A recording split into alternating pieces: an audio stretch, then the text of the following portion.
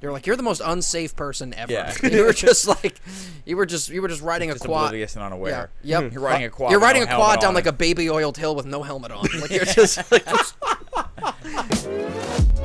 Hello, everybody, and welcome to the Martial Mind Podcast. We have an awesome show for you guys today. We're going to talk about overcoming inertia, battling excuses, and also we're going to do some video breakdowns as well.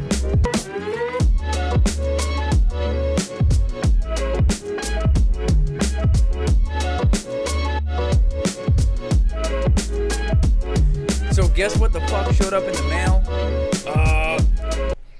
The Martial Mind Podcast hoodies. Martial Mind Podcast. Ed's going to awkwardly get up and you got to get a nice get in there. nice Just deep throw it squat. back. Not in there you focus go. and overexposed. It looks great. It looks great, Ed. If anything, it looks awesome. Hey man, listen, I don't know anything about exposure, but that looked great.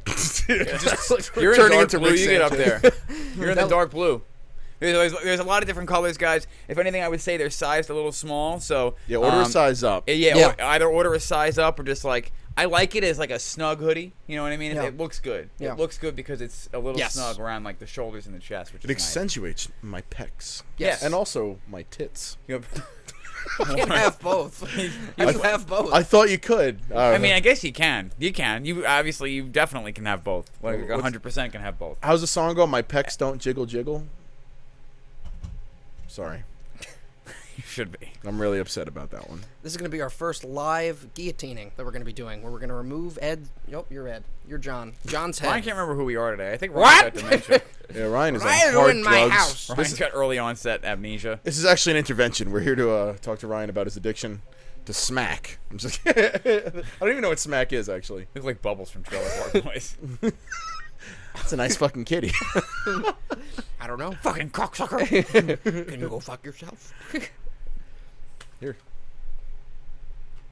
I think we need. I think the next thing we need to get are like all have our own keyboards, like the driver's ed cars that have two wheels. And we're just like it's just It's like the mom driving the car and the 2-year-old in the front seat with another functional steering wheel. Like, So, as kung fu stylists, martial artists training a traditional martial art, we have to deal with a lot of people just like fucking maybe assuming that like it's a kiddie college. We'd be like, you have more adults than kids? That's crazy. People think I'm like Dwight Schrute in class with a bunch of 7-year-olds. You know what I mean? or like Kramer when he's we're all at the same skill level, Jerry. He's just like he's beating the shit out of kids.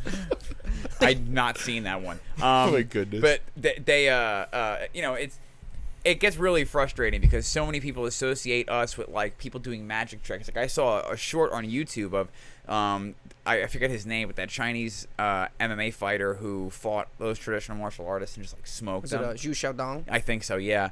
And he was talking about how they were trying to expose some of these fake kung fu guys. And there was this dude who famously, like, you know, chi struck a watermelon, and then the spot in the watermelon underneath the perfect skin was rotten. And, like, he was doing grasp the sparrow's tail, which is a traditional Tai Chi move. And the sparrow couldn't fly away. But, like, he was like, okay, so teach us how to do the techniques. And they had to, like, basically admit it to him that, like, they faked it. Like, they just fucking, like, tied the sparrow to the guy's hand. And the shit couldn't fly away. Yeah, the just sparrow grabbing birds out of the air. The sparrow died after that. We glued his feet to my arm. Yeah. we had to euthanize the sparrow. Oh, God. But, yeah, so people associate us with that. People don't understand that Kung Fu can really fight. And the problem with a lot of traditional martial arts is shit like this.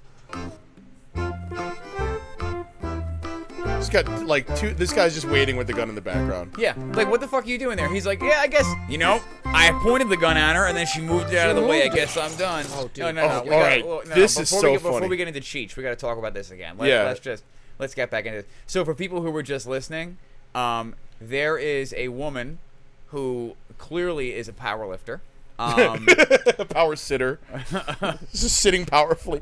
She sits very powerfully. Downward inertia She is is a great. queen and she commands her space. Somebody has a gun lazily pointed at her stomach, and somebody else has a fucking like magnum revolver pointed directly at her temple. No, it's this guy's And got he's got his arm around her neck. So if he put any kind of force, ask me if just stepping back would work. If somebody's got their arm around your neck and a gun to your head, where are you going? nowhere. To quote the movie, you're going, where you going? fucking nowhere. Fucking nowhere. Dude, nowhere. this woman's getting strangled by the year 1890 in a thermal. So she just steps back. He lets go of her and then gives up entirely.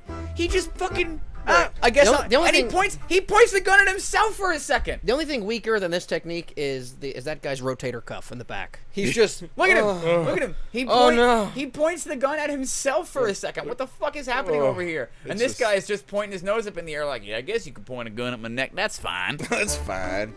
Somehow Look he's how Sam bored he Elliott. is. Look how bored he is. He's in Effective. no danger. What the fuck is happening? It's And people disgraceful. yeah, it's like we're so detached from reality. Okay, and here we go. Cheech Marin. Let's actually let's name the channel for this right because this is a really good compilation. This is a great compilation Let's put back together out. by. Back out real quick. Yeah, there This you is go. put together by. Scroll down. There it is. Interesting stuff from around the world. That's the name of the channel. Yeah, and I'm going to click subscribe right now. They only have 3.9 thousand subscribers, so guys, help boost this channel up. So interesting stuff from around the world. And this is a hilarious It's an awesome compilation. I don't know if it's an original or if they took it from somewhere, you know? They actually shot all of this video. Yeah, right. They shot it themselves. This is gold. They shot it right themselves here. in 1985. This is great. And you know what? It's not wrong what he's about to say because I guess you could be unlocking a door and somebody comes up and does what he's about to do to this person. But it's just the way he presents it and his bangs. His bangs really throw me It's off. the chin beard with the ponytail. the trembling. Looks like Kevin Smith had a baby with Steven Seagal. What Yeah. you just saw is a pretty good representation of an actual assassination. Is it though? Let's The have only actual. thing that's different in a real life combat scenario, my pants would be at least 6 inches higher. Yeah. Usually for Panther for Premium. I forgot my vest. for tattoo. Dude, Oh, what is what's this happening? lighting? I am certain this is a porno. Wait, hold on. Dude, this lighting is really, really disgusting. I think Riley Reid is about to come out. Yeah. You want to get anal gaped? Come here, Captain Flat Top. Let me anal gape you. Wait. Did he just lazily key out? Hold on. He just said Kia. Did he just say key out? Use the volume button on the keyboard. There you go. I'm pretty sure he just said key out. Yeah, Hold on a second. back. We got to see this again. If he just key out, I'm gonna fucking piss First of myself. all, go back to the slate because their production company. Okay, so again, so for people who were just listening, it's lit like laser tag in 2003.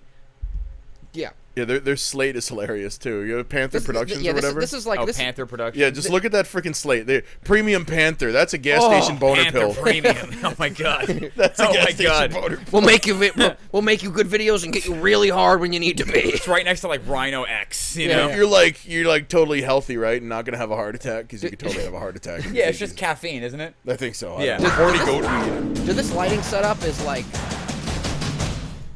We need some this sax lighting- music. Hold on. Can I help you? Take your hand off me. Take your hand off me. Hey, Yeah. Is this Power Rangers? Is this look Tommy? how fast. Whoa! Acupuncture. Look how fast I can move in my New Balances. Oh, I'm from Long Island. This is called the bagel. Oh, like a watch. Boom, bang, bang. My Bada knee is made boom. by Adidas. Give you a little bit of chicken palm. Hey, Hey, palm it boom. down. There you go.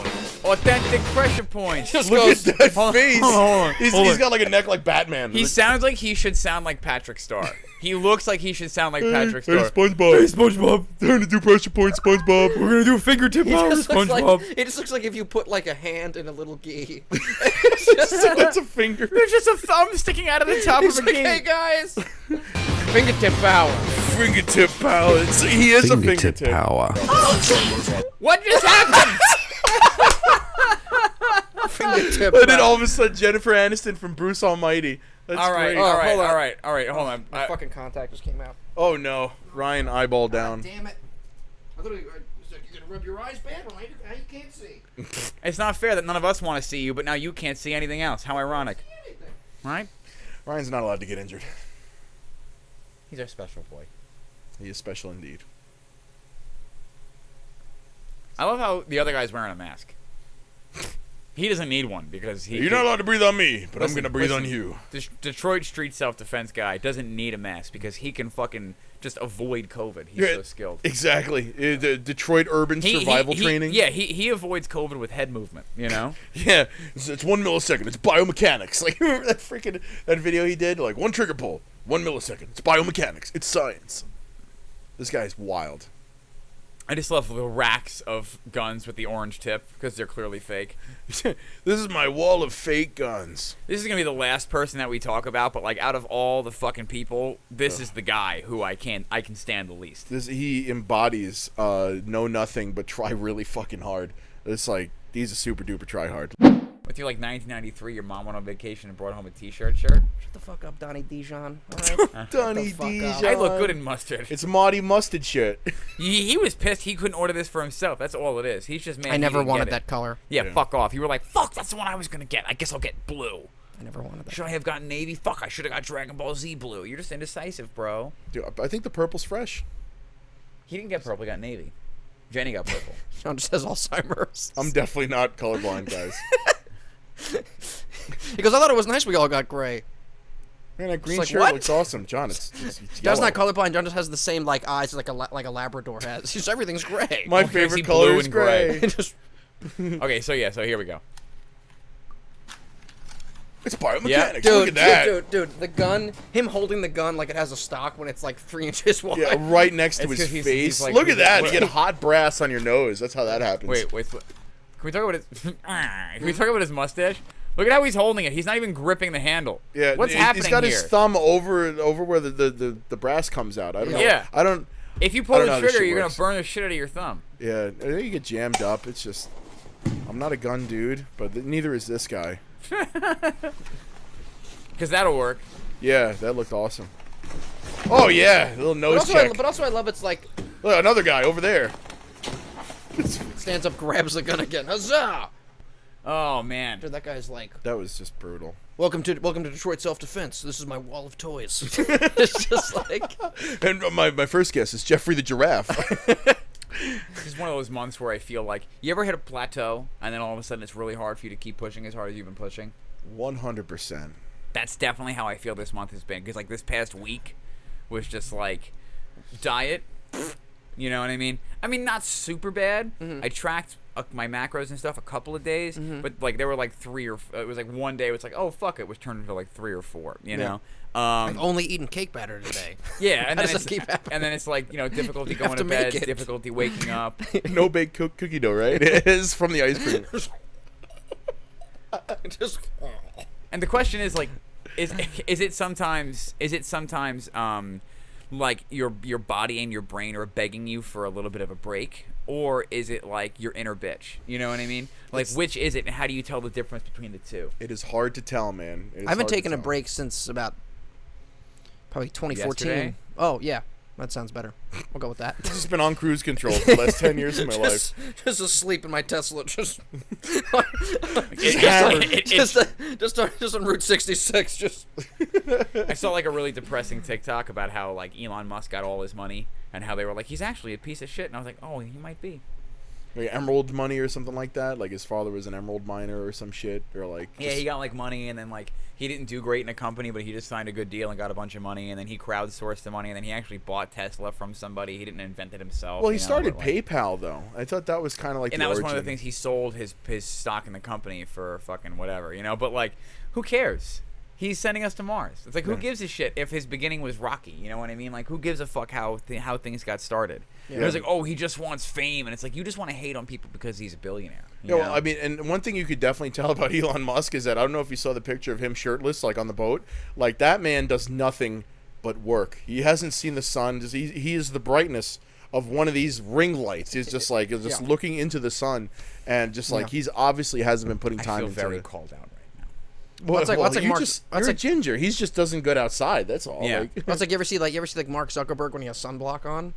He just looks like he's just like perpetually overexposed. He's just like, you're just like, oh The my whites god, turned all the way up. Dude, he's like, I love too one of the videos of what is it? It was him. I think it was the video you sent me too of like when he's like, he's like, that must be Angela, our head of AI. Yeah. And someone's just like, he sounds like he's just like being dubbed over for like a Nintendo launch, like just some Japanese dude's like, hello. It's like, dude, You can't sound any more like you were made in a factory. Like, you Detached, just sound yeah. like you're not real. He's a robot. Yeah, dude. It's weird shit, man. But the point I was trying to get to it with Elon was that I don't think that man has given himself a break other than that one picture of him on the boat. It doesn't look like he's been putting time into, Well, he's got like 15 kids, too. He's going to take some time for your family. He's just continuously reproducing. He's like an amoeba. He does. He feels like we need to repopulate. He feels like there's not enough people. He's personally going to repopulate the world. He's doing a great job. 15 kids? Like, I mean, that's not literally how many kids he has, right? I know he's got a ton, though. Does he? He's got a ton of kids. Yeah. Oh, He's got I a didn't shitload know. of kids. I didn't know that. And all of them are like a different like algebra symbol. They're all math. All my kids are math. How many kids does Elon Musk have? That's a question for the Google machine.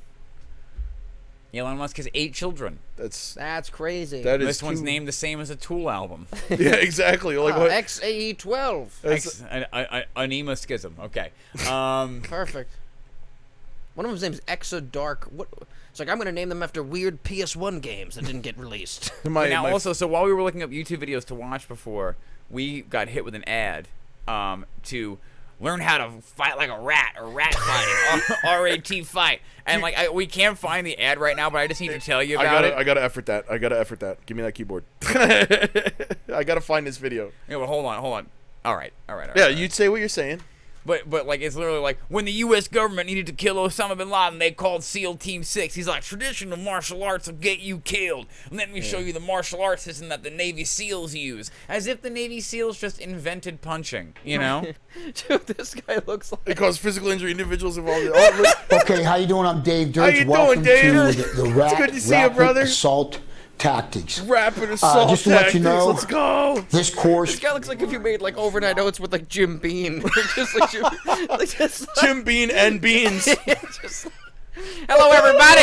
I am an alcoholic. Okay, I'm not going to try to do a block.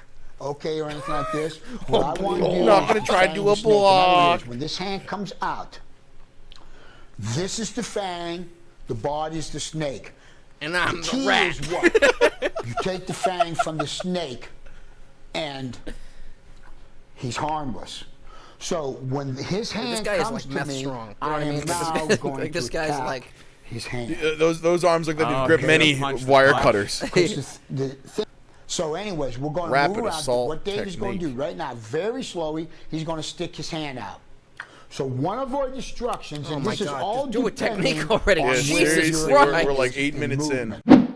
So now that we got bullshito out of the way, the next order of business is we want to talk about overcoming inertia. Okay, and so inertia has a couple of meanings, right?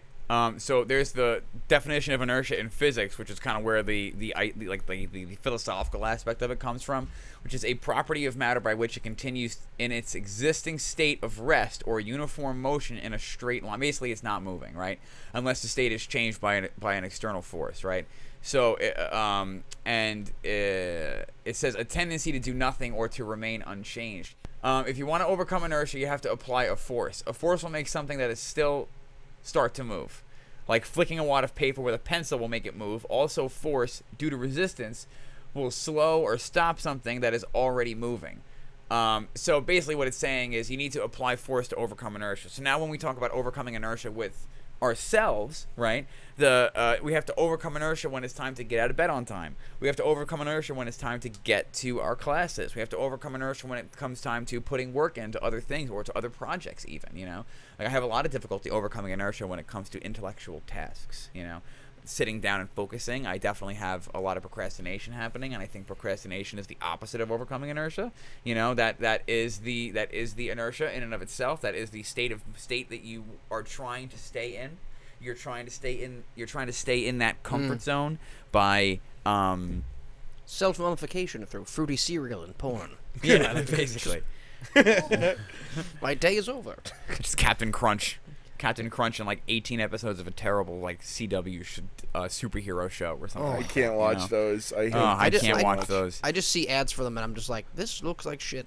Yeah. Why do people watch this? Especially when there's like you can watch when Daredevil was on Netflix. I'm like I'm gonna watch the Green Arrow, My and I'm parents like love that why? shit. God, my Daredevil. parents love that shit. Daredevil. Our teacher loves that shit too. I personally don't get it. That's just like it's just such bad production value. But anyway, Well, I like the Daredevil was Netflix Daredevil. excellent. no, The that's Netflix what I Daredevil mean. It's like was it's great. like that was on at the same time that like the shitty CW shows were on. the It's like, shitty CW Flash. and he's just like, this is a green screen, and I'm like, I know. Yeah. I have eyes. I know it's a green screen. It's terrible, but like that's on the same time as probably one of the better superhero It just looks like you shows financed the I've show ever with like seen. 4 cans of soup. Like, it's just But can we like- talk about how fucking Iron Fist just destroyed everything? Oh god, that was the Tai Chi in that was especially bad. Iron he's like Fist, he's he like didn't know supposed to be anything. he's supposed to be a magical kung fu master, and he's like trying to do like a single leg. But they just casted someone that looked like if that looked like if you were doing Tai Chi in the park, you'd be like, hey man, that's cultural appropriation, man. He Okay. looked like he needed a tattoo under his eye and a rap career. You know? Ooh, yeah, that's You know what I'm talking about? yeah. He's like Big Peep. You know? Large peep. Just Large me, Peep. large- Microwave Peep. large people. Yo, it's me, Microwave Peep. I'm about to pop, son. Peep jousting. That's a real thing. Did I hurt you? Did I hurt you just now? It's okay. Did I cause you physical pain? But yeah, so like overcoming inertia is one of the hardest things to do. So like I found myself, and I wanted to talk about recently. I found myself recently something that I wanted to talk about, where that, especially when it comes to, like I was saying earlier, when you start to plateau and you start to feel like I'm not making gains, or I'm really sore now because I've been working so hard. Like how do you continue to move? Because I find that doing nothing doesn't help. You know, the more every day that I'm like, you know, I should really just rest today. Somehow I feel worse from just sitting there. Or if I went to the gym and did like a recovery workout that day, maybe like did a bunch of foam rolling and maybe some stretching, maybe a couple of bodyweight movements, keep the joints lubricated. Whenever I have the mental energy, because it's not physical energy. You know, physical energy comes and goes, and physical energy is something that can be affected by your mentality. Whenever I actually go and do those things, my body feels better and I make more progress. Whenever I say to myself, I need to stay in bed and do nothing, I'm always worse. Always, every single time. I mean, don't get me wrong. It's a little slice of heaven when you're sitting there and you're waking up slow and you're surrounded by like either your loved ones or your pets. You know what I mean? Like, or like it's great when Jenny's got a day off and like it's us and the cats in bed. I mean, that's a little slice of heaven that I can find my time for myself later. So that's worth waking up slow. But let's say that's your time is the morning. And let's say it's Monday through Friday, right? Hypothetically. Let's say Monday through Friday, hypothetically, those are your days that you would be getting up earlier in order to get those things done. And Tuesday, you get a good workout in. So Wednesday morning, you're like, I don't need to get up today. And then that changes the course and the trajectory of the rest of the week. That's exactly what happened to me this week. You know, Tuesday morning, we got together and and we did our little workout, but I hadn't really lifted anything, and I wanted to get some kind of lift in, and then I went Tuesday night and did that same kind of, like, intuitive recovery workout. Like, I just did some kettlebell movements. I tried out some new kettlebell movements that I looked really silly in the middle of the gym, but fuck it, who cares? You know, Just a bunch fucking the kettle. bunch of simple, but yeah, that's exactly what I was doing, just humping it on the ground. Ain't nothing wrong. So, you know, some accessory movements, a bunch of stretching, you know, and Wednesday morning I was like, I don't need to get up then. I worked out last night. And then the rest of the week was just like, just like fucking, just playing Minecraft and doing nothing, you know, and even the like intellectual stuff I needed to do, like paperwork. It fell to the wayside. Like I had no drive and motivation to do anything. As soon as one cog was you know, as soon as there was a small speck of dust in the cogs of the clockwork that is getting me keeping me jammed up moving. every- Your Yeah. car just turned into a bike. And it's a bike. And the wheels are square. And there's no gears and I'm going uphill. You know, it's like, And now there's a bear chasing you. Yep. yeah. And then, you know, my diet fell off, and I didn't, you know, I know some of us partake in the alcohol occasionally, and when we are training so much, sometimes boozing. partaking in the boozing can throw off our physical training, you know? Dude, drinking alcohol is like sounds like something you do after you go to work. Boozing sounds like you just don't take care of your kids. I'm boozing. It's like, dude, you got bills you got to pay and kids that like you haven't seen. Like that word is attached to abandoning your family. Going to the gas station and Not moving to a coming new back. state. He's Daddy's boozing. gonna go get cigarettes in Be Wisconsin. right back. It's been 11 years. I'm gonna go get cigarettes in Toronto. It's Dad like, missed my entire childhood. Because he needed cigarettes. I'm he back. Was, and he was boozing. Don't talk about my childhood like that. No, your dad wasn't boozing. That's true. Actually, locked up. It's fine. Well, he probably was boozing too, but I don't know. Anywho, What, like prison toilet wine? Like, I don't know. I mean, like, we're gonna rob a bank, but first I'm never gonna know. get hammered. I'll ask. But yeah, so fuck.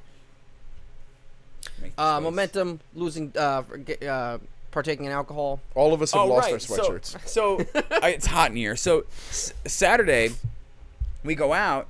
Sunday, I wake up. I feel like I got hit by a fucking bus.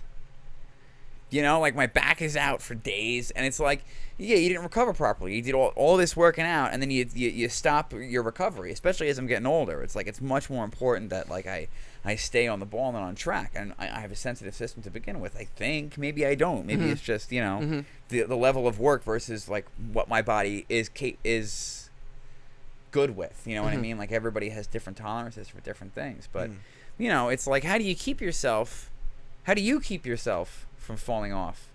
You know? Or what are some instances in which you've noticed that kind of stuff happen to you? Yeah, well, it is.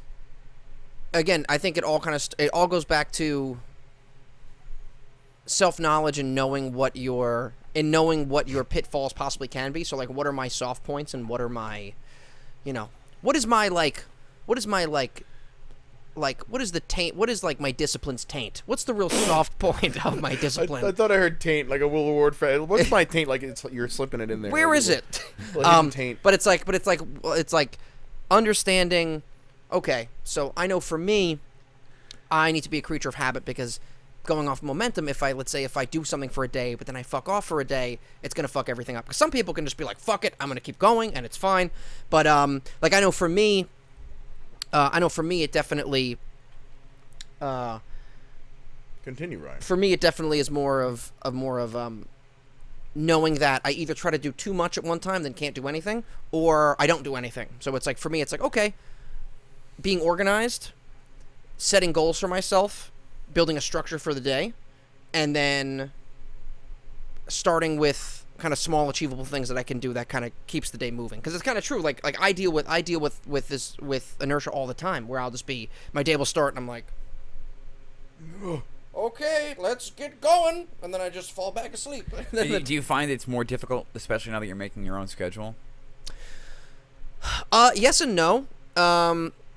I think in general I can struggle with that just from ADD and all that stuff, but also I think I'm at a slightly bit of a different place now with myself and kind of just getting stuff done. So I think it's slightly less difficult than when I was like running a business and like it was just me and my friend just making our own schedule, and it was just like all over the place. You were a lot younger then too, though. Yeah. You know, you were a lot younger. We were like two raccoons dressed up as men, just kind of like. Well, you didn't even graduate college yet, and you guys had started the business. You know, like yeah. You were figuring out life. Oh yeah, I mean, we had no idea how anything worked, like at all. But that's a good way to figure shit out. I mean, we started a podcast without having shit. Like we had 2 microphones for 3 dudes. We have more plays on episode 1 than we do on like the rest of the show, because I'm sure like half the people listen to episode 1 and are like, these guys are idiots, and like don't listen to anything else, you know.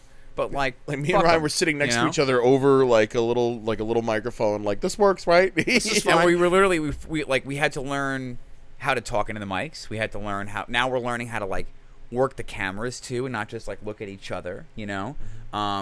We're learning how to like edit. We're learning how to post stuff. We're learning how to create content. We're learning all this stuff on the fly and on the go. So it gets better and better and better and better and better. We even played with the idea of taking down some of the earlier episodes, so that people could get a better representation of the show. But we figure after we release enough, people will stop scrolling back to episode 1 and judging us based on the first episode, you know? Yeah.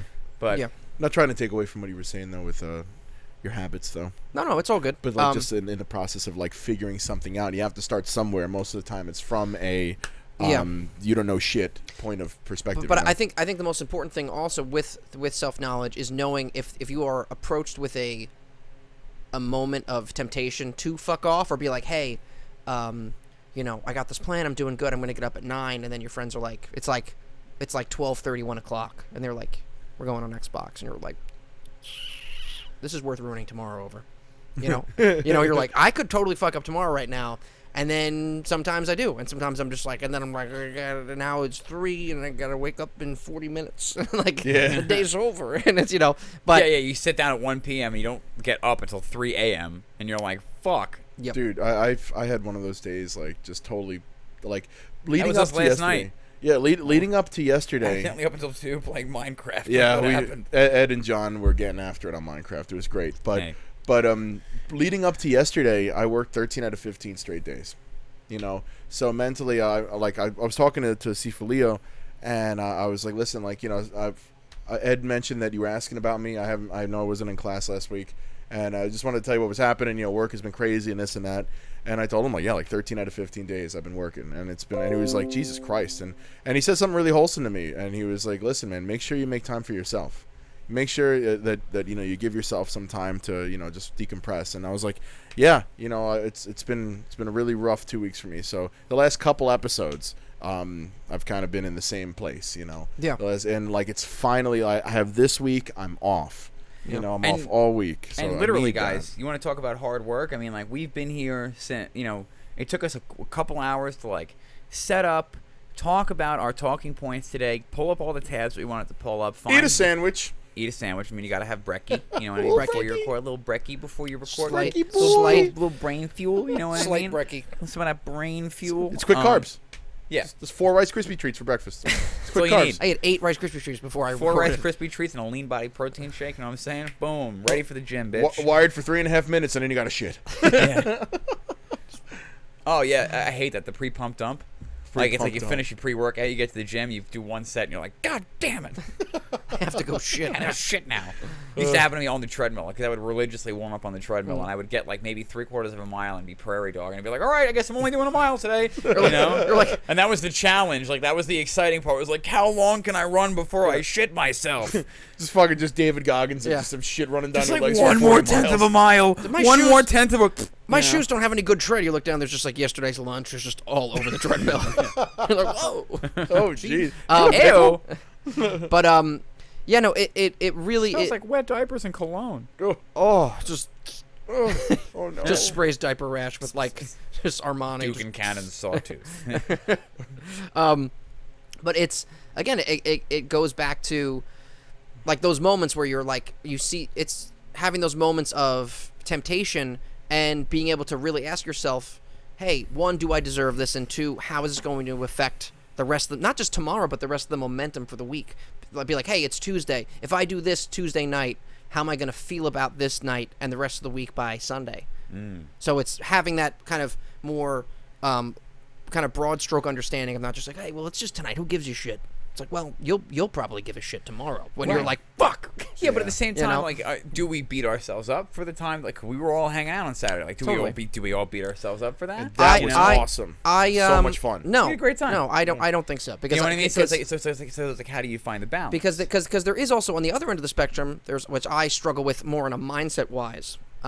There's also like toxic productivity where it's like, this isn't productive, I can be productive now can sitting be a side hustle, and you're like, just sit down and shut the fuck up. Relax, bro. Relax. How can I drop ship while I'm shitting? It's like, you can't just And like I think that's my problem too, is because like in the course of the past week or so, we've gotten 350 or something like that, or 300 something new followers on a Instagram. few hundred. And that was just like me doing follow for follows and making posts and creating ads and like, Yeah.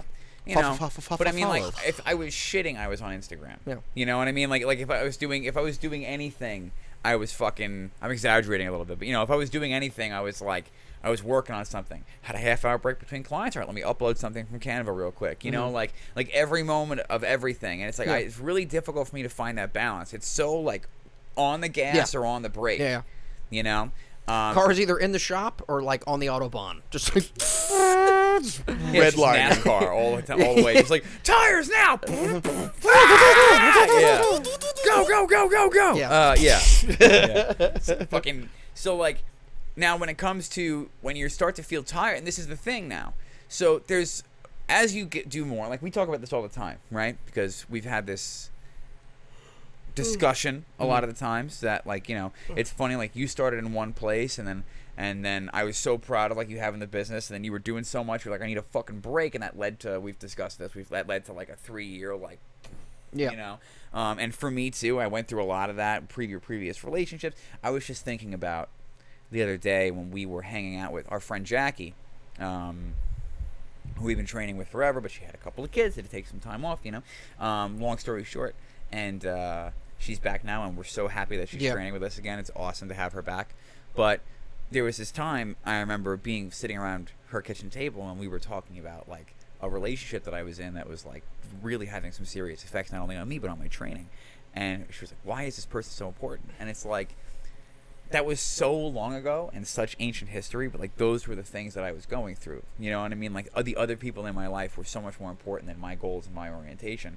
And now I find myself on the complete flip side. Yeah. Where like I kind of ignore people, and I'm so goal oriented that sometimes I'll even ignore like Jenny, and you know, and I'll ignore my family, and I make time for that. And I did make time for that this week, which is a good thing.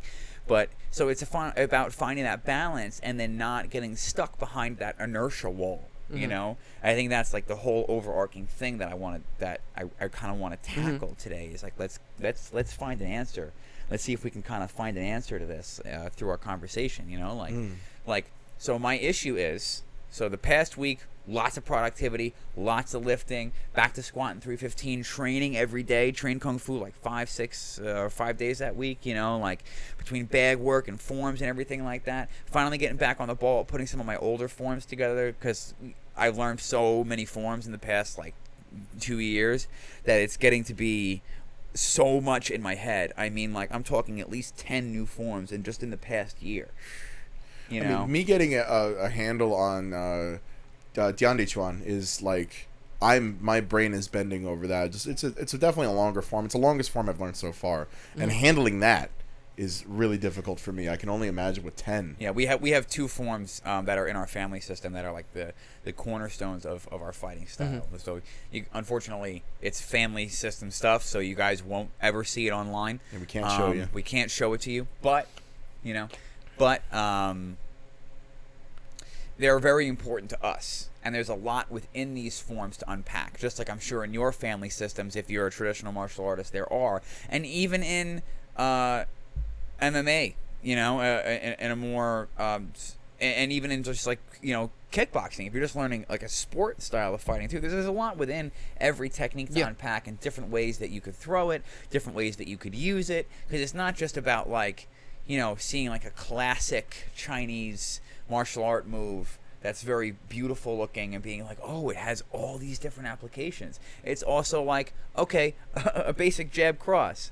Okay, let's do a basic jab cross and then step off angle. Let's do a basic jab cross and go 1, 2, 3. Let's do a basic jab cross, and this is this is the stuff that like this is why it's so important to train a little bit every day, because there's so much to mentally unpack. This is why it's so difficult when you get blasted behind that wall and like you wake up in the morning and you're just like buzzing, like, I cannot move. There is no way I could leave this bed now, for if my feet touch the floor, I will die. You know, like, God. and then the cat's like, why have you forsaken me, Andrew? I don't like this. And it's like, it just you liked it, so it just, but it's like, you know, it's just so cozy and comfortable. And then you think about things where people say like, you know, comfort's not good for the organism, and maybe it's not, you know, but at the same time there's the balance. Yeah, point. but So also where balance is good for the organism. You know, it's like you can say comfort's not good for the organism, but also it's like, which is true, but also like all of life works off of balance. Yeah, it's all, everything has to be at equilibrium. It has to, and listen, I totally get. It's all also on a broad stroke that I'm still trying to understand of like, yes, you want some balance, but also if you're younger and you have energy, it's also good to maybe be a little bit out of balance and hustle, and then the equilibrium can come later once you've kind of goals are more secure, maybe not achieved, but more secured. So, but even within all of that, there's kind of like a meta balance of like, okay, but also I know that you're like, I'm 25 and I gotta hustle. It's like, yeah, but like, but also like your family, like, don't miss every barbecue so you can fucking, oh, dude, like you can fucking like reach out to like, you know, prospective clients. It's like, hey, dude, maybe take like a night and like hang out with your family, like for, you know what I mean? For like a long time when I was working, I worked holidays. I worked every Thanksgiving and Christmas for like 7 years, and like there was one day where I realized how much time just passed me by, how much time I wasn't giving my family. Right. I wasn't giving my family holidays. I was working because there's work that needs to be done on those days. But at the same time, like this past year, maybe a little at the beginning of this year, I promised myself I'm not working any more holidays. Can you hand me that? So I hand you what? My hoodie. Of course. My hoodie. So. It's like stains on my shirt. I didn't realize. So, there's little cues that we all get. And, like, they say you have to listen to your body. It's more than just listening to your body. It's listening to, like, there's cues from your family. Like, oh, yeah, we miss you. We haven't seen you in a while, Yeah. And Who are you? Yeah, my cousin got a mustache and jacked, like, out of nowhere. And I'm like, Nick, like, what's going on, dude? Like, what did I miss? Yeah. And I just, like, I don't want that to happen again. You just missed, like, 3 steroid cycles and a hair transplant. You're like, who are you? What is going on? It's only been a month. I was like, bro, like, let's hang out. Years have gone by at this point. Yes. Yeah. Yes. And so and it's sad too. I can't get those back. But I can be there for the future. So it's just like you can't turn the clock back, you know what I mean? But you can kind of realize where the trajectory is going and then change it. You know? Yeah, and that's definitely what I something I've been. This is why we're having this conversation. It's not just it's about overcoming that inertia so you can stay on top of things so that you don't have to have those moments where you're playing catch up, and then you feel anxious and stressed when your mother calls and it's like, hey, we're doing dinner on Sunday. Do you want to come over? Yeah. You know what I mean? Yep. Like because that stressed me out. Because then I'm like, oh, when am I going to go to the laundromat? When am I going to get this done? And then Jenny wants to come with me to the laundromat, and I'm like, but I can work on stuff while she's at the. I can't work on stuff when she's around because she's gonna want to talk to me. You know what I mean? Of course she's gonna want to talk to me, and she wants to hang out with me. Yeah. You know, you and then I make can be time. in and out of the laundromat in 2 hours instead of 4 to fold everything. You know, like it's important. It's like again, it's that weird. I'm not saying that I am against the idea of and also the value in kind of putting your head down, shutting everything else out, and like having periods of excess in regards to productivity. But I'm also but I am also slightly skeptical of it in the sense of I could be ignorant to it as well, but I'm saying skeptical of it in the sense that like shut everything out, but then also like what are you shutting out? It's not like you're just shutting out distraction. It's like you're shutting out your family and you're shutting out like things that are truly meaningful to you that like are only here for a limited time. So it's finding some level of kind of meta balance with yes, having maybe periods of that, you can be like, I'm going to go into monk mode. But it's also like, hey, but also don't not see your family for 6 months because you're like trying to get 1,000 more Instagram followers. You do that for like a week, and then you plan out in advance family time the next week. Exactly. And that's part of the planning. Like, that's why for me, like certain weeks when I'm making my schedule, and again, not every week is perfect, but I'll like ask if I'm having lunch with my family, I'd be like, hey, what's a day that we want to try to do something so that I can try to plan my schedule around that. You know what I mean? So, like, I know, oh, Friday night, we're going to have dinner. Or Saturday night, we're going to have dinner. All right, cool. So I'll know I can't do Uber that night. I can't do this. I can't do friends that night. So I'll move everything else around so that I can make sure that there's time for that. Right. Because it's so important. Like, it really, and listen, if you have a shitty family life or you want to, or you're kind of like that want to focus on work to that degree, more power to you, you know? But just for the general balance and well-being of kind of the normal everyday life of most people, you know, it's just... Yes, building a successful base for your sustainability moving forward in life, so you're not like struggling when you're 40 it can be overstated how important it is. But also sacrificing family time until you're like 35. And you're like, oh my God, everyone's so old, and it's like, well, you know, you have to. It's a give and take. You know, you have to. So that's why having some level of mediation in your sacrifice to be able to. Give and take on both ends. It's not just, well, I have to sacrifice family time so that I can do this or friend time. It's like, yeah, but, you know, like, listen, on the one hand, I totally get where Gary Vee comes from, where he's like, when I was, when he was building the wine library business for his parents, and he's like, my friends were at the fucking Jersey Shore, and they were doing this, they were having so much fun, and, you know, and I was fucking hustling, could never go out, and now they're 40, and they're like, hey, man, I shouldn't have done that. And it's like, yes, but also, there's probably a level of excess to that.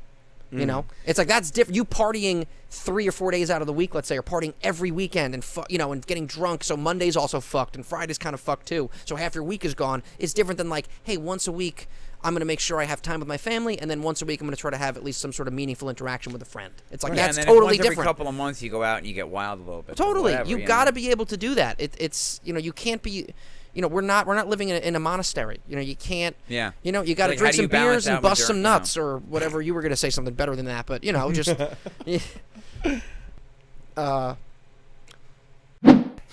So now for you, with the long stints that you have to work, I know, like, I think I was making the point earlier of, like, as we, and then we fell into a different topic, but the point I was making earlier is that as we get more experienced, right, our workload capacity increases, and now for you, like you were saying, you know, that you're just learning like one form and you're having a hard time wrapping your head around it, and we've been getting so much stuff this year. Yeah. And me, so I think like twice as many, which is insane. Yeah, probably. For you, when you're on these long stints at work, are you finding more areas where you can kind of steal 20 minutes, 30 minutes for yourself?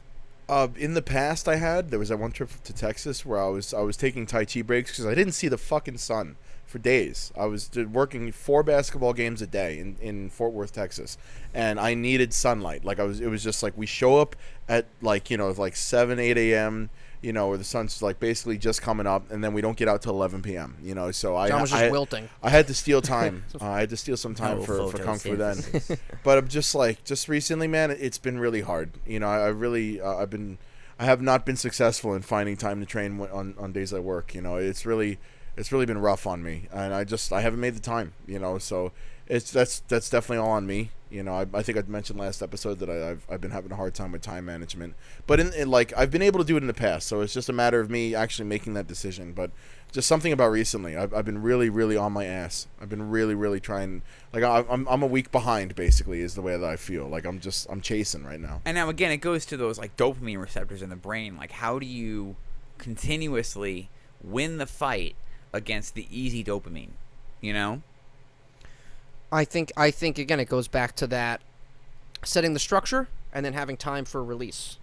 Because if it's just all pressure, because again, if you're a fucking David Goggins, you're like I don't sleep ever, and it's like, okay, that's on one end of it, you know. And but at it's the same like, time, like David Goggins' story is absolutely fucking bonkers. Of course, Yeah. it's insane. But when it comes to the work capacity he's built himself up to, Yeah. you have to remember that was his job. It's a product of trauma too. No, not even that. I mean, like, that was his job. Like, he was getting paid by the Navy SEALs to go do all this stuff that he was doing. He didn't have to also run a business. He didn't have to also find clients. He didn't have to also deal with all the emails and shit you got to deal with when you're making your schedule. He didn't have to get on a plane and fly to this place and sit in a chair for 15 hours. You know what I mean? Yeah. And then also make all these crazy physical accomplishments at the same time. The only thing he had to do was that. And then once Can't Hurt Me came out and you got all this money from the book release, now you have, you know, all of this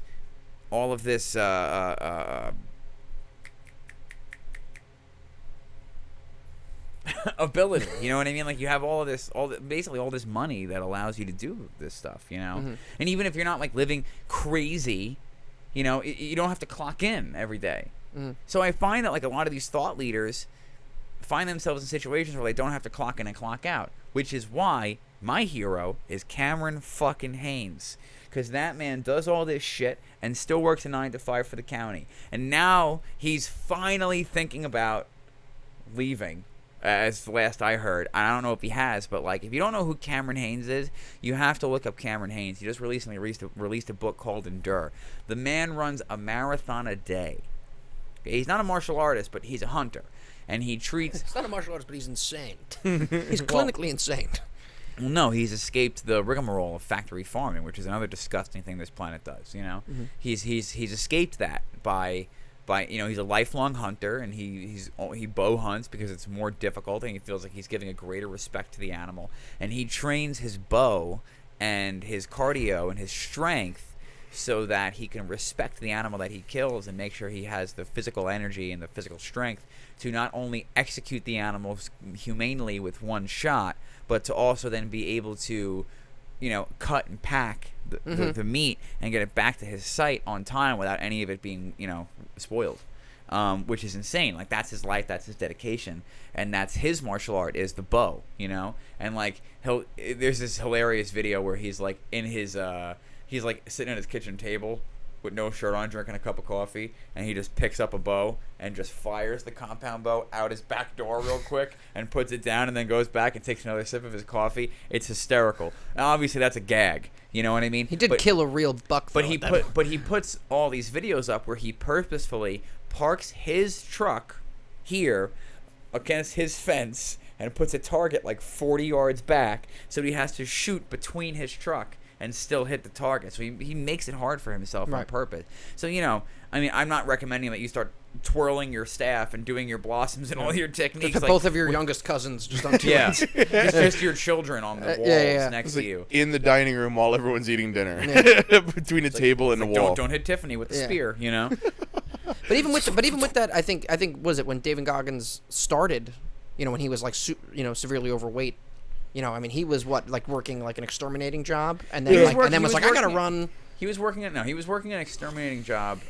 He was working an exterminating job while in the Air Force, and he needed to make a change, and he needed to lose a bunch of weight in order to get into the SEALs, and then that's when he went to Hell Week the first time, and then I believe that was their trajectory, that he went from the Air Force to the SEALs.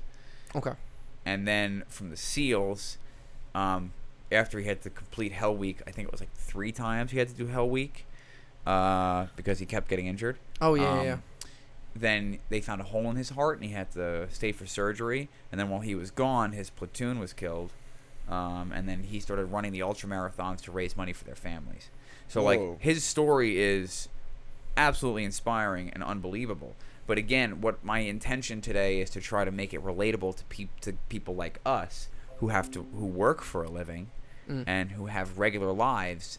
You know, so that's why on the one hand, kind of like with what you're saying of being realistic and understanding and practical about like what your current life situation is. So, you know, I think what we're doing is trying to help pull those kind of like ideals from that type of like one excess end of the spectrum, and kind of moving them more into a practical, like, hey, I work a 9-to-5 job, and then I got to drop the kids off, and then I got to go home and eat, and then I got to do this, and then I'm going to work out. It's like, and what I was saying was that as humans, though, we operate very heavily off of story and narrative, and heroes' tales, Iliad and the Odyssey, or even in real life, David Goggins, Gary Vee, those types of people, where these people who kind of are the epitomes of excess to a certain degree, but they are almost like heroes and things like that, epitomize like a certain ideal. But for us to kind of resonate with it, we have to see it almost in that type of extreme form for us to kind of get the message out of it. Because it's very hard for us to then take it in kind of this muddled real life world way, which I think sometimes is why all of us and everyone in general has trouble with that translation of like, David Goggins does this, so how do I do that? You know, it's like, oh, I got no excuses, no fucking this, no fucking that. It's like, absolutely, pull from that, but also don't just slather it over your life. Integrate it properly. Integrate that and interweave it into a way that's going to not, completely uproot your life in a way that's not actually productive. You have to use it in a way that is. Use it in a way that's productive, that's actually going to help you, if that makes sense. And, him and, like, guys like him and Cameron Haynes and all those dudes that we're talking about, like, while I can find a lot of the advice that's coming out from certain thought leaders, and some of these thought leaders is, in this like, fitness, self-help, grind set kind of community, like build the life that you want, Yeah, there's a lot of value there. To footnote, the world is an oppressive place. It's not nice. The world is full of just as much evil as it is good. It's balanced, and we're about maintaining balance, not tipping the scales. And the problem is that the weight of things, we're wage slaves. Our society, the middle class, we're wage slaves. We're forced to have this situation where for 80% of our lives we spend 80% of our lives working. And oftentimes for somebody else. having to ask permission to take days off, and hoping to God that we have some kind of benefit package, that we work for, get a job with a big company, support the conglomerates, because they're going to give you the kind of job that you can really survive on. How many people tell me I was fucking crazy to quit my job and go back to school. Then I was crazy to start my own business. Then I was crazy to quit my other job. Everything I did, everybody's like, oh, that's insane, that's nuts. All I got was naysay. You want autonomy and independence? You're a kook. Yeah, seriously. To get those to get really good outcomes, you need to take risks. They're like, nothing worth having was never without risk. Absolutely, and this is what a lot of these people inspire. Yet sometimes it can be difficult because the point I'm making is that it comes from a place where you're so leaps and bounds ahead, and we want to kind of be the people hanging onto the side of the mountain that as we climb, we reach back and we pull people up and throw them ahead of us. And that's what we want to see. We want this to be a community of people reaching the summit together, you know? Now, as far as overcoming inertia is concerned, one of the things when I am on the biggest track, right? Because while I am saying last week was a week where I noticed, I fell off a little bit, one of the best pieces of advice I can give to people is pack your stuff the night before and leave stuff out, certain things, leave your pre-workout if you use pre-workout. If you make coffee, then set it up in the coffee pot. If you have an automatic timer on the coffee pot, set the automatic timer. If you use pre-workout, leave your shaker bottle in the tub next to each other, so when if you walk through the kitchen in the morning, you see it right there. Little things like that you can do, that you can set yourself up. Meal prep your smoothie in a container so you can just dump it in the blender. Things like that. Now, it's not super easy to meal prep. There are meal prep places, so I'm not saying you don't have to be so specific with the advice that I'm giving. Just take what works for you. For me, like I had said last episode, I set my alarm 45 minutes before I want to get out of bed so I can have my roll around time, because I know I need that roll around time. I need it. The problem with me then is then I start hitting the snooze button. And now I'm getting into a vein where I'm so used to that, I'm hitting the snooze button more and more and more and more and more. So I have to start putting my alarm on the other side of the room.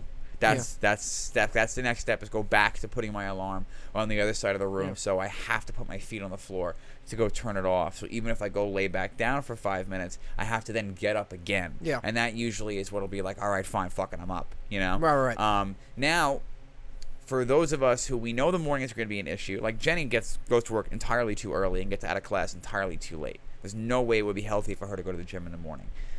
This whole sleep 3 hours, sleep 4 hours thing, is that bullshit.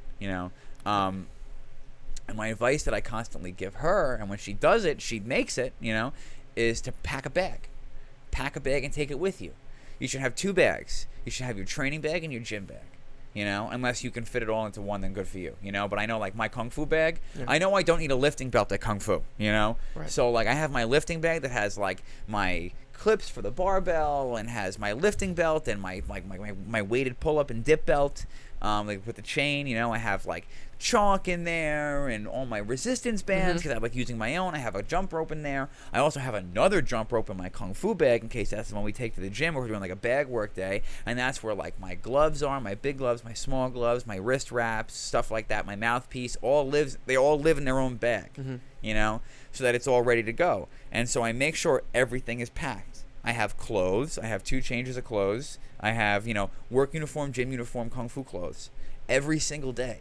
Without fail, I can tell you that without fail, honestly say that every time I leave the house, if I am intending on going to the school that evening, my sash, my uniform, my shoes, my gloves, everything is pre-packed in the car.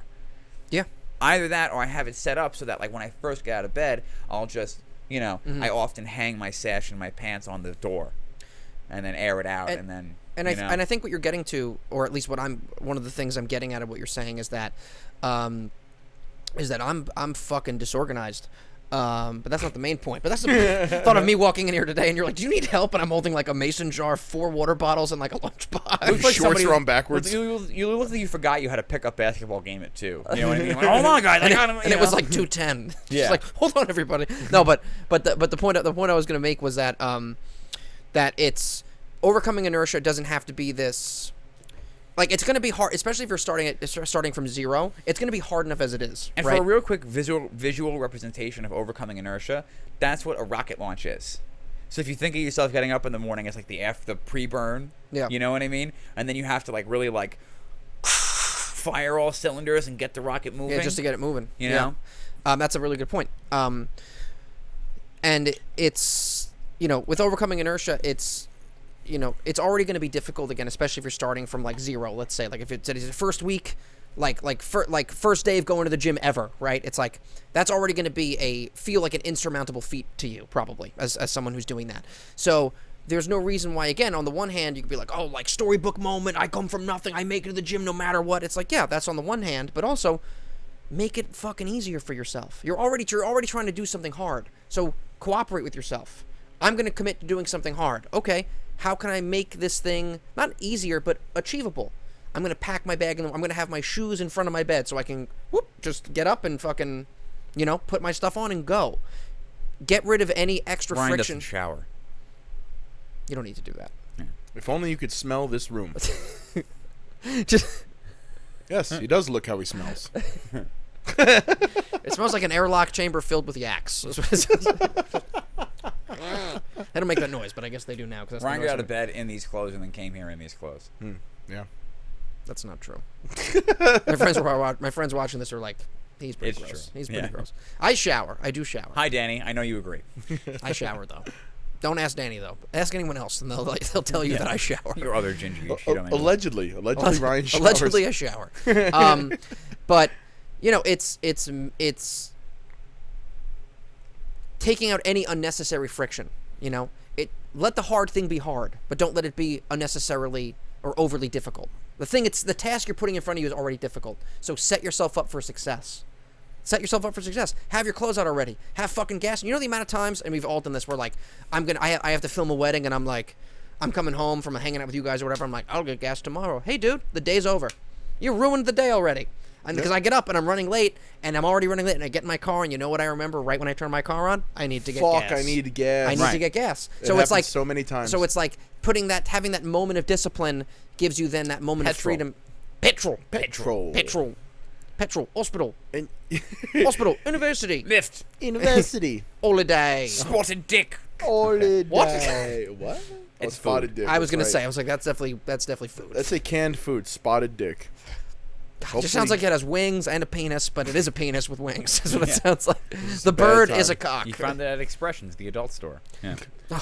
They just sell meat. But Why is it made of silicone? Why is it so floppy? I actually did purchase gas for Future John this week. Future John is I was pleased. like, I still got 60 miles in the tank. Let's get gas. And I Yeah. did that, and you know what? The day was awesome. I was able to get Yeah. in the car. I showed up to work 15 minutes early. Dude, Life was good. So shout out to Mehmet. You're the man, Mehmet. That's my gas station attendant. He's awesome. I love that dude. I love that guy. Yeah. Oh, there's a little cheap little gas station place right by Jenny's parents' house, and the guy knows all the chuffies, all the sisters, you know. The chuffs. And he would always give Jenny a lollipop. Jenny's like at the time a 35-year-old woman, and she'd be pumping gas. He'd give her a lollipop. It was the sweetest thing, you know. It's either sweet or strangely Slightly creepy. Slightly I want weird. to watch you eat the lollipop. Put it between your lips. I don't know where he gets salmon flavored lollipops. Where do you find this? Wait, what? He gives it What? to me from his pocket, and it's already unwrapped. So I don't. It's a little. No, It's like a a nickel dum-dum attached pop, to it. You know what I mean? It's like a dum-dum pop. You hand her a change. Here you go. You know. It's just a little bit of hair in his keys. Just like a peeper. That could be like a naive hot girl thing, which is like, he's just so nice. I'm just so lucky that everybody's so nice to me. You're just I like- wonder why. And it's like You're like, you're the most know why. unsafe person ever. Yeah. You were just like, you were just riding Just a quad. oblivious and unaware. Yeah. Yep. You're riding a quad. You're with riding no a quad helmet down on. like a baby oiled hill with no helmet on. Like you're just like, like what are you doing? It's riding like- a it's bicycle like- down a it's slip and like, slide. like fantasy female armor where it's just like two armor-plated nipple covers. Yeah, You know what I exactly. mean? It's just Yeah. pasties with a chain. It's Yeah. like that's Okay, protects my body. It's just you know? a sword and tits. That's all it is. Heavy Metal 3000. It's like pre-2002 female armor. It's like- Yeah. Just any what the fuck was that not Tekken, Dead or Alive. Any Oh, Dead or yeah. Alive, any Dead or Alive game, it was just like milkers. It was- Well, they had the bikini Beach one volleyball combat. yeah. That's with that huge titties. God. yeah, it God. was ridiculous. Talk about just like ruining the life of a 17-year-old boy. Yeah, just You know what I anime mean? like biker flat tops and just like ginormous like double G boobs. It's just everything a 14-year-old needed was just like unmitigated violence and nudity. Yeah. I could just put it in whenever I wanted. Bro, I used to work at GameStop, man, and just like I'd be like, they buy a stack of games, they'd be like, all right, cool, like whatever, like Call of Duty, and then it's like Madden, and then Dead or Alive. I'm like, Yeah, all porn. right, Violence porn. almost Hey. porn. It's a volleyball game. It's a fighting game. No, it's Fighting not. It's- volleyball. You're- I'm gonna come game. You're I have looking to at say- tits, dude. I have to say- You're looking at tits. on the reflection topic, 10 years later, replaying the storyline of GTA 5, it is a very, very spot-on social commentary, because a lot of the things that they were joking about are overtly true and apparent in today's society. Whereas 10 years ago, like they Life Invader. yeah, Google is Life Invader. Yeah. That's clearly Google, and it's like it's called Life Invader, and But the it's Facebook. jokes. So as you walk around the Life Invader offices, there's all these people cracking all these jokes about how we'll just take all your information, use it to target, and it's like Yeah. all stuff that at the time was like that's crazy, that's not real, Yeah, but that's that's not a real funny they thing. put it in there. Now it's like overtly true. So it's very, very good job, Rockstar. Very, very intelligent. Definitely worth Yeah. replaying 10 years later. It's very cool. That's but funny. nevertheless, so now as we're talking about like that initial blast off being so Just stuck in a seltzer machine. but just being so difficult to like finally like blast off and actually get things moving in your day in your life, especially when it's starting to weigh on you. Taking it's not good to be like week on, week off, week on, week off. It's like week on, day off, 5 days on, 2 days off, 6 days on, 1 day off, 4 days on, 3 days off. Like that's how it has to be. You have to overcome that inertia at the end of your rest period. So sometimes so you don't get into that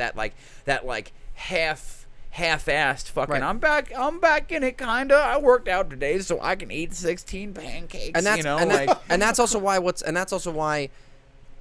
having on the one hand intentional work and intentional movement throughout the week, but also that means on the inverse having intentional rest. So not being, hey man, just every day I'm gonna just like take 6 hours and not do anything. It's like no.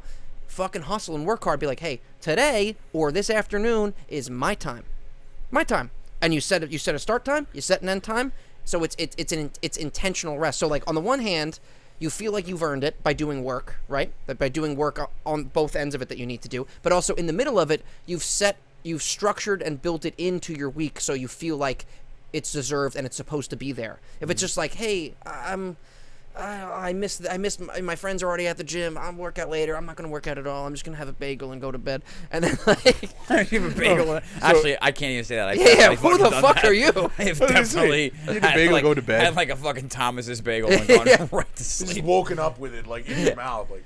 Yeah. Just a Dude, Petridge See my Farm 20-year-old bagel. bedroom with just plates, paper plates, Oh, cups yeah. everywhere. My room is like 90% crust, cups. like pizza Yeah. crust under your bed. Yep. But like so Wednesday 12 That's o'clock what you you're want to calling work it? it? What's that? That's what you're calling it? Pizza crust? Dude, I had a childhood friend that had stacks of Domino's boxes in his bedroom. Stacks of them. I feel like I know this person. You probably do, and it was like there's a horrific amount of empty pizza boxes with crusts in them and half-empty. It's like Pepsi that guy was bottles collecting. That guy was with collecting an like ashtray full of Newport cigarettes spilling onto the counter.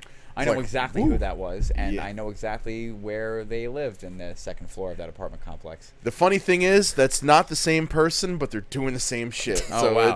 it's pretty. There's more than one of that person apparently. Like I was just living in like a biker bar and just like charging rent to like rats. Yeah, It's like, Hey, it's a you hus- owe me 2 crumbs for the week. Hey, if that was, I just see that and I'm like, God damn, dude, like that's nuts. So another thing that we were talking about, and we want to do a little bit more about training, and we want the next couple episodes to be a little bit more kung fu related because we have done a lot of like the mindset, excuses, inertia. We're just fucking around for a lot of moving, how to do a lot of really just hilarious stuff that we've just making each other laugh. But so recently, it was brought to my attention. I was talking to somebody, and they were like, you know, your teacher does a lot of stationary bag work. How come he doesn't do more on like a swinging heavy bag? And the truth of the matter is, the school's just not set up to have a swinging heavy bag in there. No. You know, it's just it's the way that the area worked out and the way that things are built. In order to put a hanging heavy bag in, it would require a lot of like moving stuff around and reorganizing, and it's not as big of a space as it seems, you know. And also like rigging it somewhere and having it not be in like There's no place for it to hang. Not to mention the fact there's ways to work the stationary bag, and then you move that into partner work. I mean, hanging heavy bags are great, but the other thing is you don't want to be in a kind of false sense of security when you're working a hanging heavy bag that as it swings back at you, that's how your opponent's going to move, because that's also not the truth. Yeah. And from a traditional Chinese martial arts understanding, it's heavy bags and like that are just different types of jongs. It's just different type of jong. They're just different types of. Say it more New York. It's a different type of jong. It's me, Tommy Jong. Hit me. I won't hit back. See? What do you think? Yeah. So it's a different type of jong, and they had heavy bags. Yeah. It's even present in the 36 Chambers movie. They had all those hanging jongs. He was just fucking using it for his head. Yeah. Just getting head trauma, but that's, yeah, you know. So now we're gonna play a video of our teacher hitting the bag. So for the people who are just listening, you're gonna hear him hitting the bag with force. But what I want you to think about is that every time he hits the bag, he's hitting to a different spot, right? So again, if you're stationary and you want to pull up the video, this is from our teacher's Instagram. So @Authentic Shaolin.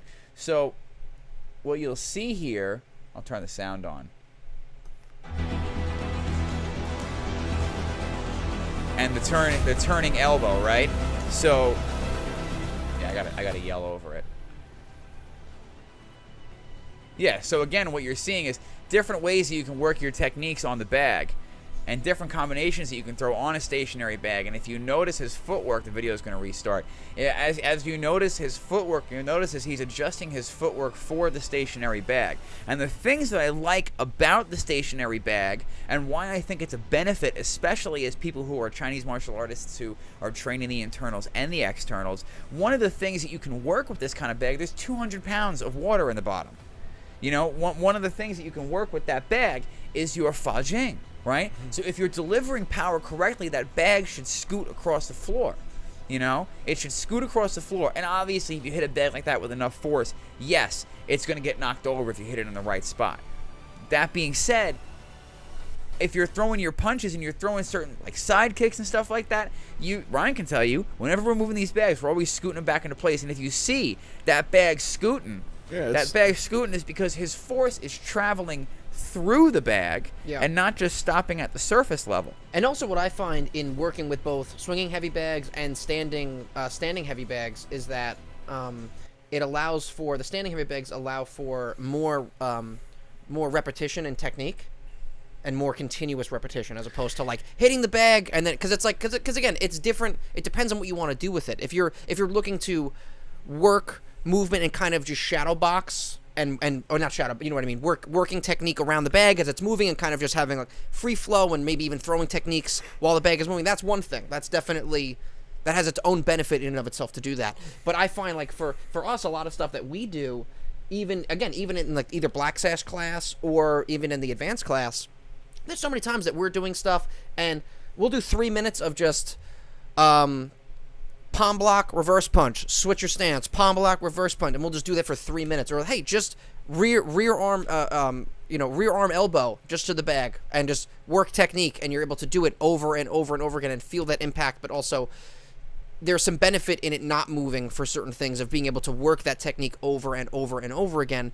And then again, just as you said, it also then, since we don't have heavy bags, what we do is then we just transfer that over into next us moving around the bag and throwing the same technique. And then even on top of that, it's transferring into partner work. So we're doing it with a partner, and then we're applying it to a partner, which I think is super important. Yeah, absolutely. I mean, like, it really is so important that the techniques are worked not only on bags, but also with people, with training, with, you know, your training brothers and sisters.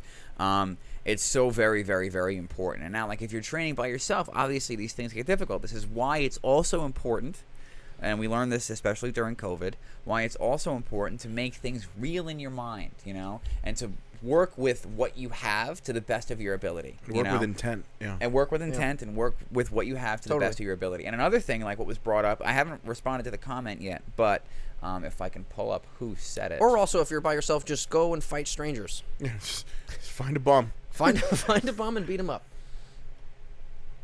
Ah, fucking shit. That's a long comment. Dude, Sean O'Malley just looks more and more like a Saints Row character every time I look at him. You're clicking on his profile. He is just like... Oh, okay, so Trevor, this is so a comment left by Trevor, who trains at Seafield Delmar School, who we're going to be seeing when we go down to South Carolina next month. We're going to be seeing him at the Myrtle Beach seminar. He's one of Seafield Delmar's guys. He was mentioning how in the recent reel that we put up that my movement looks a lot like a certain form, Shaolin number 8 or Bapo, the shuffling step, right? He's mentioned in the comment that it looks a lot like that form that he's learning, and the reason for that is because it does. We all, when we were training that day and going through our movement, we took forms that we know and we tweaked them slightly because we're experimenting with different types of movement and how they fit together. So just because you know a form doesn't mean that you need to just blindly go through that form again and again and again and again and again and again and again and wait for like somebody to come down from the fucking mountain and hand you the #1 headband. You know what I mean? It's not going to happen that way. You know what I'm referencing. You never seen Afro Samurai? No. It's the greatest voice work ever done by Samuel Jackson. I was going to say Sam Jackson did it. Yes. Yeah. Afro Samurai. Watch it. Pay me. No, I'm just kidding. So I know it has a game. That was a weird follow-up. Yeah, Watch it. weird. Then also give me Come on, money. Sam Jackson, give me royalties. Yeah, there was a game too, Afro Samurai, right? Great game. A little Cool. short, sandbox, but a good game. Gotta try it. Combat was fun. It was just like one of those where you're just mowing people down. You know what I mean? It's Hack and fun. slash, Yeah, yeah. hack and slash. Real fun hack and slash game. But nevertheless, so we're back. Are we? So where am I? What's happening? Were I'm we ever dying. here? My brain. Am I even exist? Is anything real? Am I real? Nothing's real. We're living in a simulation. I can prove it to you. And receiving lots of stimulation. So, Oh my God. where the fuck was I? There's We just a were row. yeah. Talk about how your form looked like forms, Botball. So, and it did, and it was one of those things where like it wasn't even the moves that I was intending to do, but I had been practicing that form so much lately that string of movements just came out. And I had changed the first move, and originally I had changed some others, but when we went to film it, it's just kind of what came out because it's where my muscle memory is. But at the same time, the first move is different. We do this a lot. We do this a lot. And I do this a lot like when I was teaching class last night, and you saw me taking the beginners through some more advanced movements. Melting their brains. Well, because Sean, he's like a 12-year-old kid who knew the form that I was pulling some things from. He's looking at me, he goes, oh, that's Rubotron.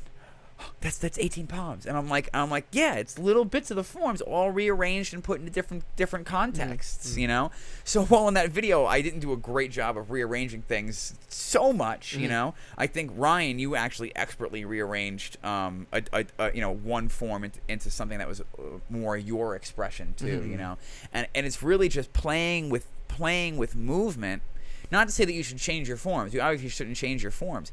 But if it's a form that you know and a form that you're relatively comfortable with, there's nothing wrong with taking those movements and creating your own set of movements out of things that you're familiar with. Does that making sense? Right, and we did that with my little form I did. And that's what I was going to say. Started as Law stance form. Which is Wubotron. It's the same form. What he said. So, yeah, 5-step fist, right? So Play and experimentation is a part of training.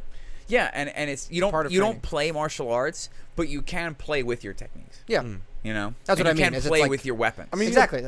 Play also isn't just like fucking off and doing whatever you want. When you engage in play with your craft or with your art, right? It's expression. Yeah. It's more than just like when I'm playing, like picking up my phone and playing a game. No, it's like you take what you take your skill, you take your craft, and you experiment. You take it somewhere that you haven't taken it before. But without abandoning everything you've learned. You know, so like that version of the form that I did was just like, it starts off just like a form we already know, and then just like copy paste a couple movements that fit. And you know, it took us a few tries because we all kind of worked together to put that little movement together, and it was nice. It was really cool, bouncing ideas off each other. Just like, should there be a kick here? I remember I wanted to throw a little spinning back kick for no reason, and they were like, yeah, maybe that doesn't work. You know, so this is it's all a form of play. You know, Yeah. And it was the same thing for me. I had thought of some other stuff, and I was like, you know what? I like this. This feels good. It looked okay. You know what I mean? Like let's use it. You know, like I liked the take. Like let's use it. And there's gonna be more like that to come because, like we said, you know, like we're not. I don't really consider myself at a level where I should be representing my teacher by putting full forms out there online. I don't think that we're at that point yet, and we have not yet been permitted to do those things. And one thing I wanted to touch on too, with when we said we couldn't show our family forms, it's not because there's some kind of secret, hidden, deadly energy like a lot of kung fu like bullshit artists will sell you. Like, oh well, I can't show you these because they're secret ancient techniques. It's just, this is our family style. This is what you pay for to go to the school for, you know. And like we're not experts Qigongs. in it like our teacher is. So, you know, we run the risk of representing it poorly. Yeah. Right, so there's a lot of stuff you can just find on YouTube, you know, that it doesn't come from our school that we still practice, that we can show. But a lot of forms that we do are our family style, so we cannot put those on the internet. Yeah. Without you know, that being a problem. And that's also why anytime like we're also like, you see videos of us and we're like training or hitting the bag or doing whatever, it's like of course we want it to look perfect, but like someone could easily be like, that doesn't look perfect. It's like, yeah, because we're training. Yeah. We're not we're not doing like a kung fu opera performance for you. We're at the fucking gym training. From experience, because I've already cleared a few people off our Instagram. You know, everybody who's ever commented something negative or who says something negative has no idea what the fuck they're talking about. Because people who know their shit keep their mouths shut. Yeah. Simple as that. There's no reason to start tearing other people down. It's like the same thing as fighting. It's like, I don't need to go out there and start a bunch of fights to prove to you that I know my technique. You step to me, on the other hand, I'm putting you in the fucking hospital. And that's the thing too, is that anybody that's trained in front of me, I'm going to start crying. Anybody that's trained has worked through the jank. You know, anybody who has spent any amount of time doing what we do has started off in a place where it looks janky, looks like garbage, you know, and you work past that. Oh, yeah, and I'm not saying that I'm so skilled that I'll come out of that fight unscathed. You might kill me too, but we're both going down, buddy. But I'm not even referring to that. I'm referring to negative comments when people say, oh, well, that looks like garbage. Like, well, obviously you've never dug yourself out of garbage to get somewhere better, because that's where everyone starts. That guy's just like commenting from the dump. Oh, it's like the I'll start once I lose some weight, or like, you know, like, oh, I feel like I'd be terrible at that. I could never do that. Hey, bro, you start terrible. You're gonna be fat forever. You start there. That's where you live at first. Yeah, that's what I'm saying. Let me find something. I tried this out and I was really just not great at it. So like, I'm gonna move on to something else. Maybe I'll be more talented somewhere else. And it's like, let me tell you something. Talent is the enemy of progress, because I see so many people who are super, super, super duper talented. Like I have zero talent. It's everything I have has come from severe hard work, and I don't really feel like I'm at the place where I should be. You know, I feel like I should be leaps and bounds ahead of where I am right now. And like, so many people that are talented, as soon as they finally hit that challenge, they quit and give up because they've never had to face that adversity before, you know? They've never had to face that adversity. And I think about that in life, too, like people who have the silver spoon, you know? Grow up with the silver spoon, like it's easy for them. It's super easy for them. Somebody's cooking all their meals for them. Mom had the money. Dad had the house. You don't have to move out. You don't have to do anything like that. You're not forced. You have all these crutches that you can hang on. I was given this. I was granted this. I was, you know, like how many people that we know personally, that we went to school with, that we see in our surroundings, that were completely destroyed by that. You know, by being gifted and granted everything, and not having to struggle and work for it. And then look at our teacher who had, you know, like oh, you know, it's ramen soup year. You know what I mean? Like you know, can't afford chicken. Flavor. Like he started the school with a fucking Home Depot credit card and a dream. You know what I mean? Like that was it. Literally just like built what he could inside of a school, sat behind a desk, put his feet up, put a sign outside, and waited for people to walk in. And here he is, 30-some odd years later. You know, like it's really incredible. It's, you know, it's dangerous to get too comfortable, and I feel like we live in such a comforted society that, you know, it's like the coddling of the modern mind. There's that book I haven't read that I would like to read, Coddling of the American Mind, by Jonathan Haidt, co-authored by Jonathan Haidt. So yeah, like we're it's so soft. Everything is so soft, you know, and we're told it's okay, take a break, and like, no, it's not. Like, hey, deserve a break first. Yeah, earn that. Don't just Yeah, take a and break. it's- Deserve a and break. but it's also like, oh, that makes you feel sad. That makes you feel uncomfortable. And you know, it's like You don't it's, deserve to live already. But it's also like know? saying, you know, like fucking, you know, like, oh, you know, why I only live once. Why would I give this up? You know what I mean? I'm only gonna live once. Why would I give this up? And it's like you're gonna throw away all your goals for like alcohol or mouth pleasure, like fucking Captain Crunch, let's say. You know what I mean? Like, I know. But like, you know, Dude, if you're gonna make an example you want me to agree with, pick a worse cereal because I am on the other guy's side. I'll throw my life away for Captain Crunch. but you know, but No, I digress. But that's the point I'm making. yeah. You know what I mean? If like these simple creature comforts you can very easily live without, and you're gonna say that like, oh, it's gonna, you know, like not having cereal, it's gonna really affect my mental health. You know, like fuck off. Dude, I saw this post recently that just like, it said, I hate the phrase earn a living because it makes you feel like you don't deserve to live already. And the fact of the matter is that you need to earn a living. You don't deserve to be alive unless you work for it. Like, there are things you can do. What I mean by that is that when you don't put effort into survival, you won't survive, is what I'm saying. Right. You know, like, it's people say like, oh, well, why can't we go back to the way humanity was before capitalism or technology, where we're just The way eating humanity was berries and for making capitalism, art? when you died of dysentery, Yeah. maybe didn't eat that Because there'd week, be you couldn't 7 find a people deer. here, I think. Yeah, Yeah. because like you're out in the elements. You don't have shelter unless you work for it, unless you build it. You don't have food unless you go out and find it. You need to earn a living. Survival is not guaranteed. It's easier to survive in this present day and age because everything is there's so much abundance. Oh, and I see and all- people are yeah. programmed to be soft because of that. But yeah, the natural state of the world is you don't deserve to live. You have to find a way to make it happen. Yeah, and it's ingrained there's- into us. There's so much trash media out there of all these girls. They're deifying these people for you know, she made millions on OnlyFans, and it just leads to the next generation not wanting to work but wanting to shake their ass on the internet for a living. There you is know? an absurd. OnlyFans has made an absurd amount of money in the Yeah. past year, like trillion with a T dollars. Like, I think maybe probably just billions, but even billions.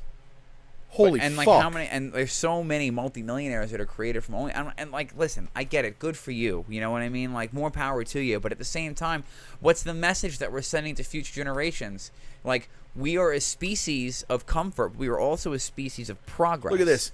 OnlyFans creators earned $3.9 billion in 2021. So it definitely wasn't trillion, but that is a lot of fucking money. Swelling. It's 115% That's year-over-year just growth. creators. That's not the company. That's just OnlyFans. the people. Yeah. Wow. So like that's a lot of money that dudes and presumably women too are paying people to shake their shit on camera.